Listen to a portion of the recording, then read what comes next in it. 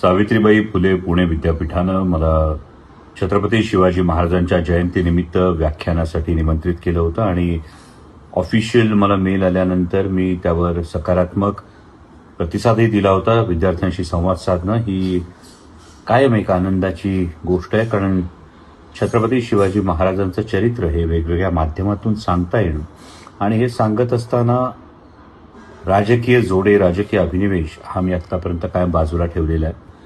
परंतु माध्यमांकडून एक गोष्ट माझ्या निदर्शनास आणून देण्यात आली की विद्यार्थ्यांच्या एका छोट्याशा गटानं राजकीय पार्श्वभूमी असलेला वक्ता विद्यापीठात नको अशी काहीतरी भूमिका घेतली. अजून मला विद्यापीठाकडून याविषयी कोणतंही स्पष्टीकरण आलेलं नाही आणि त्याचवेळी असंही मला समजलेलं आहे की विद्यार्थ्यांच्या एका मोठ्या गटानं हे व्याख्यान व्हावं अशी भूमिका ही घेतलेली आहे.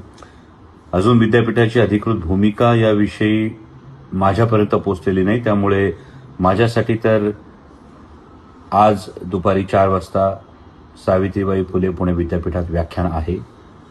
छत्रपती शिवाजी महाराज सांगणं मला वाटतं हे माझं कर्तव्य आहे आणि ते कर्तव्य मी आत्तापर्यंत कायम ज्या पद्धतीनं बजावत आलो त्याच पद्धतीनं यापुढेही ते चालू राहील.